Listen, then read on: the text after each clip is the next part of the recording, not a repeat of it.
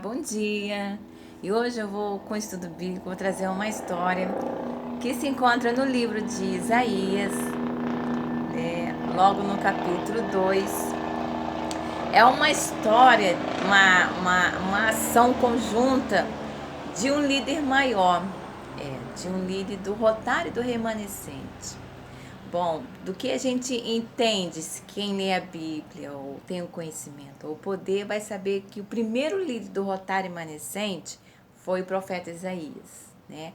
Aquilo que ele criou, o rotário do remanescente. A gente vai ver uma pirâmide, né? A gente bota assim uma pirâmide, tem um pilar da pirâmide. Então, esse pilar era quem?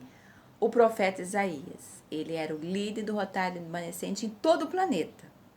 Até mesmo que foi os egípcios que criaram o rotário do remanescente, quem era o líder, o primeiro líder que as pessoas tinham que obedecer, crer, era o profeta Isaías. Claro que ele, como servo de Deus, ele falava que o único suficiente, aquele que liderava a mente dele, aquele que ele obedecia era Deus. Então ele falava assim, ó, deixo livre para vocês.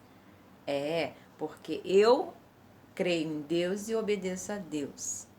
Se vocês quiserem confiar em mim e me seguir, é assim, eu creio em Deus. Então as pessoas realmente confiavam, ele falou, não, até os reis, não, eu acredito em você porque eu também, o meu Deus é meu líder maior. Então todos eram assim, quem era o líder maior para o rotário do remanescente? Deus. E aí os profetas também entravam, o profeta do Alporão entraram para o rotário do remanescente. Sim, meu líder maior é Deus, então eu também estou nesse negócio aí.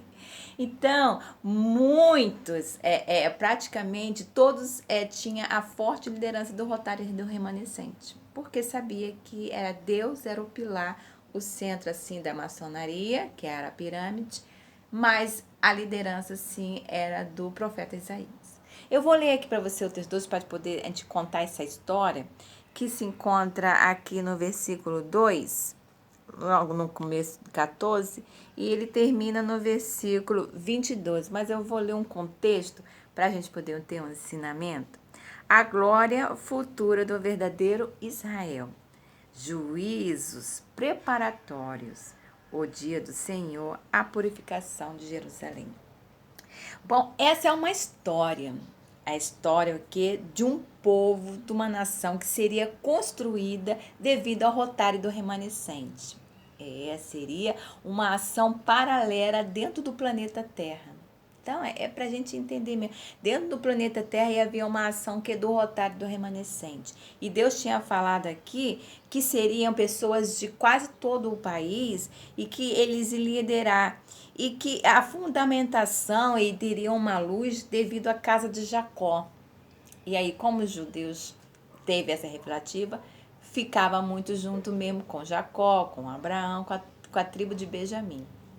Bom, e ali as pessoas realmente procuravam o quê? Significado para a vida, significado para as ações que deviam ter corrente em todas as áreas, seja lá o que vier acontecer no planeta Terra, no planeta Terra mesmo.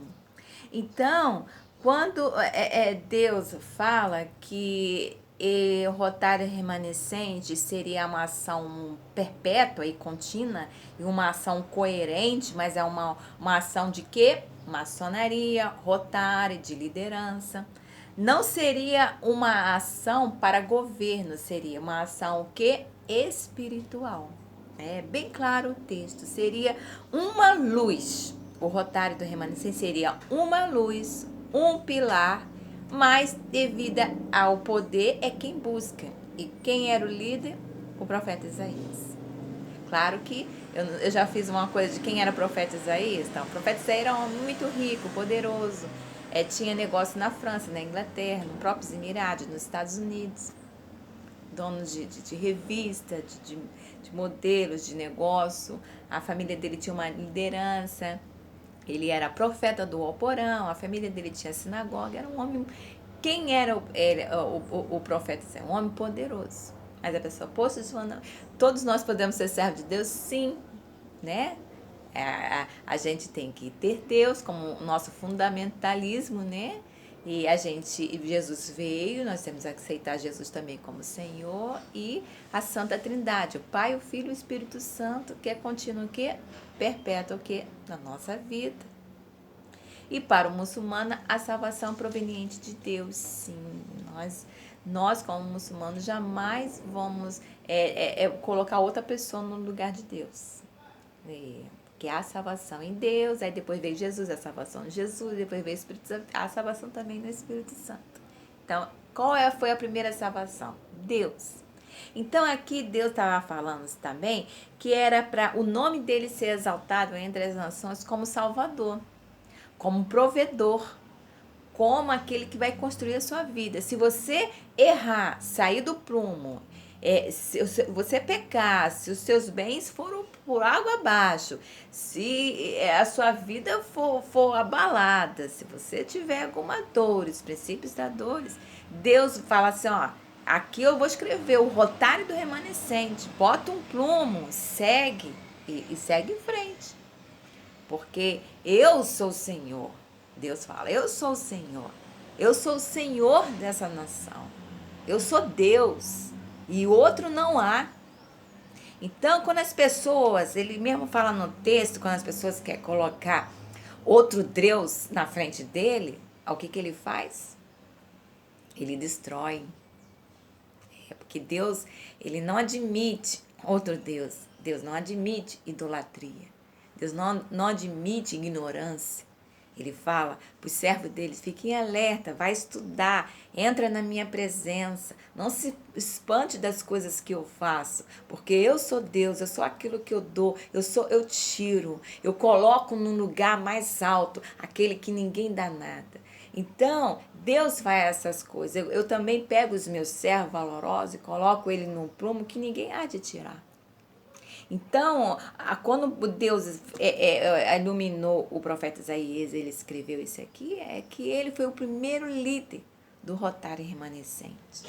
Então, o nome dele está aqui porque é exaltado, uma história, um homem provedor, um homem valente de Deus, um homem que tinha uma liderança que era exemplar. Se você errou, se os seus negócios estão ruins, se a tua vida está sendo abalada, vai rever.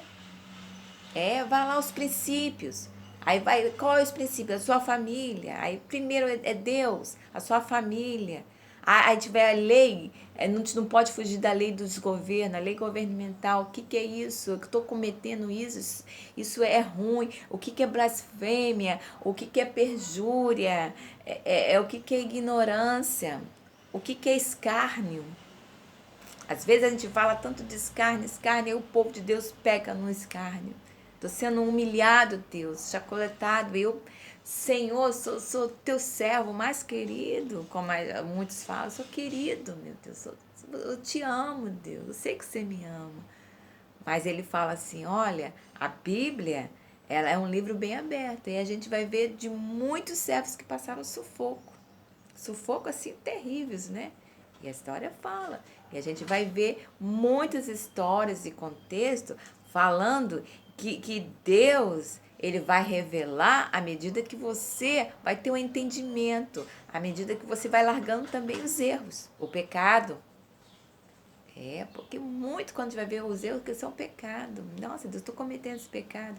Eu não quero que minha geração futura cometa isso. Porque a gente, quando Deus fala até gerações futuras, porque Deus se preocupava o que com as gerações futuras. E se a gente devemos imitar a Deus, também devemos preocupar o quê? Em rever, mudar, continuar a vitória e se preocupar o quê? Com a nossa descendência, com as gerações futuras. Para que a gente sempre possa servir melhor a Deus. A gente tem que lembrar que a gente tem que agradar primeiro a quem? A Deus. Se agradar ao homem, viraremos o quê? Talvez escárnio. E se agradar a Deus, seremos o quê? A Bíblia fala excelência. Né? Porque é Ele que dá a inteligência, é Ele que dá o fôlego de vida, Ele que instrui, Deus que nos ensina, às vezes, o caminho que a gente deve seguir. Quando a gente às vezes está escolhendo uma faculdade, Senhor, me orienta, a gente fala, não era aquilo que eu queria, ai Deus, é isso. Aí Deus, quando você pega, não, é essa que eu quero, Deus. Aí você termina, nossa, foi Deus que orientou. Então Deus orienta. Isso seja lá em que área da sua vida, até para você ter um filho, para você às vezes escolher um alimento, você lê a Bíblia. A gente lê a Bíblia e como evangelista, né? A gente quer fazer o melhor ensinamento. Por quê? Um dia eu vou prestar conta com Deus. Aquilo que Ele me deu, o poder que Ele me deu, é para mim ser usado o quê? Com sabedoria. Para o quê? Para honrar a Deus, para a salvação, para prosperar as pessoas, para promover cura. Tudo que a Bíblia aqui nos ensina é essa que é a liderança que nós devemos construir na nossa vida. Bom, espero que vocês tenham gostado dessa história.